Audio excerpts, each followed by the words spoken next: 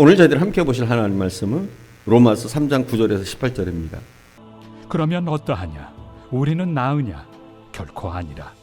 유대인이나 헬라인이나 다 죄 아래 있다고 우리가 이미 선언하였느니라. 기록된 바 의인은 없나니 하나도 없으며 깨닫는 자도 없고 하나님을 찾는 자도 없고 다 치우쳐 함께 무익하게 되고 선을 행하는 자는 없나니 하나도 없도다. 그들의 목구멍은 열린 무덤이요 그 혀로는 속임을 일삼으며 그 입술에는 독사의 독이 있고 그 입에는 저주와 악독이 가득하고 그 발은 피 흘리는 데 빠른지라. 파멸과 고생이 그 길에 있어 평강의 길을 알지 못하였고 그들의 눈앞에 하나님을 두려워함이 없느니라 함과 같으니라. 10절부터 12절까지 이런 죄인들에 대한 일반적인 서술을 했던 바울은 13절에서 17절까지 죄인들에 대한 구체적인 진단을 시작합니다. 이 진단의 내용을 간단히 이렇게 요약할 수 있습니다. 사람들이 하는 말을 들어보세요. 그 다음은 그 사람들이 하는 행동을 지켜보세요. 그러면 죄인됨이 자명하게 나타나게 될 것입니다. 이것이 바울의 진단의 내용이라고 할 수 있습니다. 사람들이 하고 있는 말소리를 끊임없이 들어보세요. 다듬어진 말 말고 무의식 속에서 터져나오는 사람들의 말소리를 한번 들어보세요. 거기에 섞여 나오는 사람들의 진실을 한번 보십시오. 사람들의 행동을 보십시오. 그들이 어떻게 살고 있습니까? 여기 그들의 언어 속에, 그들의 행동 속에 나타난 사람들의 죄악성을 보시기 바랍니다. 그래서 13절부터 14절까지 사도 바울은 특별히 두 가지의 죄악을 집중적으로 고백합니다. 집중적으로 고발하고 있습니다. 첫째는 언어의 죄악, 둘째는 행동의 죄악입니다. 왜 사도 바울이 언어의 죄악을 먼저 말하고 있을까요? 왜냐하면 언어는 마음의 거울입니다. 사람의 마음 속에 가득한 것이 입으로 나오게 됩니다. 어느 사이에 내 속에 있는 나를 증언하는 그 말들이 쏟아져 나올 수밖에 없습니다. 내 감정이 쏟아져 나오는 겁니다. 13절에서 15절까지 제가 봉독하겠습니다. 그들의 목구멍은 열린 무덤이요 그 혀로는 속임을 일삼으며 그 입술에는 독사의 독이 있고 그 입에는 저주와 악독이 가득하고 그 발은 피 흘리는 데 빠른지라. 사도 바울은 여기서 언어의 통로를 추적하고 있습니다. 가만히 관찰해 보시면 먼저 목구멍을 얘기하고 그 다음에 혀, 입술, 입 순서로 언어가 나오는 통로를 추적하고 있습니다. 시작이 목구멍으로 되어 있는데 열린 무덤이라고 표현하고 있습니다. 이스라엘을 포함한 중동 지방에 가보면 무덤의 입구가 한국처럼 흙으로 덮어놓은 것이 아닙니다.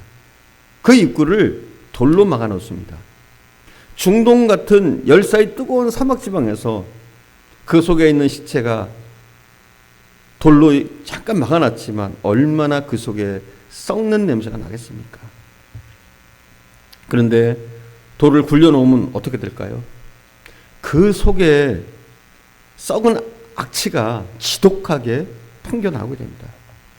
여러분, 이 땅은 말 같지 않은 말, 더러운 말, 한심한 말, 짜증과 미움과 시기와 불평과 중상모략을 쏟아놓고 있는 사람들의 입을 가만히 지켜보십시오. 썩은 시체만큼 더럽고 냄새나고 추하지 않습니까? 그 다음에 사도 바울은 행동의 죄악을 고발합니다. 대표적으로 행동의 죄악을 말하면서 발을 묘사하고 있습니다. 발을 묘사하고 있습니다. 우리가 돌아다니면서 무엇을 할까요? 로마서 3장 15절에서 18절에 보니까 15절에 보면 그 발은 피 흘리는데 빠른지라. 16절 파멸과 고생이 그 길에 있으며 17절 평강의 길을 알지 못하였고 18절 그들의 눈앞에 하나님을 두려워함이 없느니라 함과 같으니라. 여기서 파멸이라는 단어는 파괴라는 단어로 다시 번역할 수 있습니다. 사람들이 돌아다니면서 사람을 만나면서 하는 일이 파괴하는 일이라는 겁니다. 물론 내가 어떤 사람을 살인하지 않았다고 해도 그러나 나 때문에 가슴 상하고 나 때문에 마음이 찢어지고 나 때문에 정신을 잃어버리고 방황하게 되고 나 때문에 잠을 이루지 못하고 사람들의 마음속에 내가 상처를 주어서 피를 흘리게 되는 경우가 얼마나 많습니까?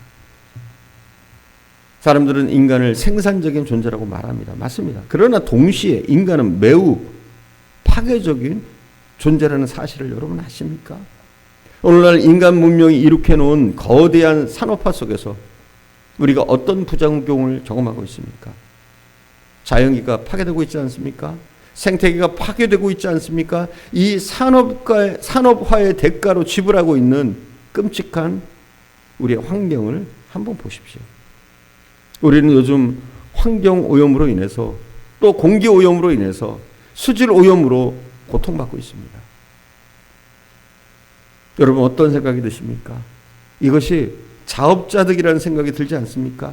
우리가 뿌린 씨를 거두고 있는 겁니다. 우리가 잘못 살았기 때문에, 자연을 관리하지 않았기 때문에, 인간답게 살지 않았기 때문에 우리는 환경오염이라는 실질적인 위험을 맞닥뜨리고 있습니다. 문명과 건설의 이름으로 우리가 파괴해온 이 잿더미, 그가 가는 길이 파멸이 있다, 고생이 있다, 바울은 선언합니다. 마지막 절은 그 이유를 지적합니다. 사람들이 언어에 있어서 행동에 있어서 죄악 속에 빠진 자명한 죄인됨의 이유를 마지막 절에서 지적합니다. 18절입니다. 그들의 눈앞에 하나님을 두려움이 없느니라, 함과 같으니라, 이렇게 말합니다.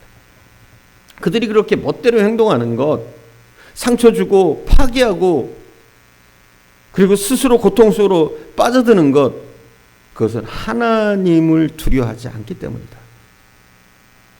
사람들이 정말로 전능하시며 창조주이시며 심판자이신 그 하나님을 향한 진정한 두려움이 있다면 사람들은 다르게 살았다는 겁니다. 그래서 성경은 하나님을 경외함이 지식의 근본이라고 말씀합니다. 하나님을 두려워하면서 살게 하신 하나님 앞으로 여러분 나오십시오. 그럼 우리의 삶이 달라집니다. 누구나 죄인일 수밖에 없자면, 죄인일 수밖에 없지만 우리가 하나님 앞으로 나올 때 우리의 죄인됨을 뛰어넘어서 의롭게 하신 하나님의 은혜로 의롭게 인정함을 받게 된다는 사실을 여러분 믿으시기 바랍니다. 바울은 지금 이 복음을 말하기 위해서 이야기를 전개하고 있는 겁니다. 두려워할 수밖에 없는 하나님, 그럼에도 불구하고 나를 사랑하시는 하나님, 이 하나님의 공의와 사랑의 놀라운 조화가 이 십자가의 사건 속에 있는 것을 여러분 아십니까? 죄인들이 피할 곳은 하나밖에 없습니다. 우리가 죄인이라면, 우리의 입으로, 우리의 행동으로 죄를 짓는다면 우리가 피할 곳은 한 곳밖에 없는 겁니다. 바로 십자가 앞입니다. 옛날 구약 성경에 자신의 죄 때문에 나갈 길이 없었던 그 사회 속에서 또 용납될 수 없었던 죄인을 위해서 하나님이 예배해 놓으신 도피성이 있습니다. 그 도피성 속에 들어가는 사람마다 용서받습니다. 새로운 삶을 경험하게 됩니다. 새롭게 태어나게 됩니다. 바로 십자가가 도피성입니다. 다 죄 아래 있느니라, 그 누구도 예외할 수 없습니다. 그 누구도 하나님의 공의로운 심판 앞에 그 진노를 피할 수가 없습니다. 그럼에도 불구하고 나를 사랑하셔서 자신의 외아들을 나 때문에 죽게 하신 그 십자가의 보혈, 십자가의 사건, 그 주님 앞으로 나오십시오. 거기에 용서가 있고 거기에 새로운 생명이 있습니다. 오늘 이 주님 앞에 와서 그분이 주시는 용서와 그분이 베푸시는 새 생명을 체험하고 우리가 다시 한번 주님, 저는 죄인입니다, 저를 용서하시고 한량 없는 은혜를 주심을 감사드리고 찬양합니다. 이 찬양 속에 주님을 향해서 삶을 바꾸게 된 이 은혜, 이 경험, 하나님의 사랑을 더욱더 뼈저리게 느끼는 이 믿음으로 우리가 더욱더 설 수 있길 바랍니다. 은혜 아니면 우리가 어떻게 예수를 믿고, 은혜 아니면 우리가 예수를 믿었다고 하나님의 자녀로 삼아주십니까? 우리는 다 죄인입니다. 그러나 하나님의 은혜는 우리의 죄를 넉넉히 이기고 깨끗이 씻어줄 만큼 더 큰 하나님의 사랑이 우리를 붙잡는다는 사실을 믿으시고 더욱더 십자가 앞으로 나오시기를 바랍니다.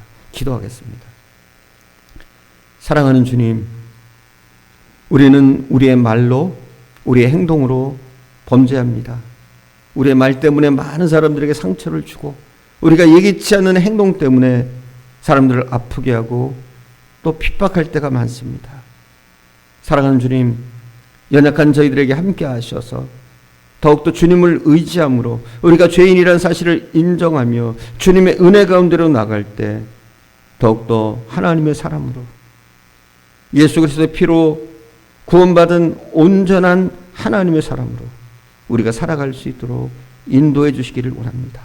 오직 연약한 우리가 피할 곳은 예수 그리스도의 십자가밖에 없사오니 우리가 예수 그리스도의 십자가를 붙잡고 이제는 일어나 맡겨진 사명을 감당하고 믿음의 길을 걸어가게 하옵소서. 오늘도 함께 하신 주님께 감사드리며 우리 구주 예수님의 이름으로 기도드립니다. 아멘.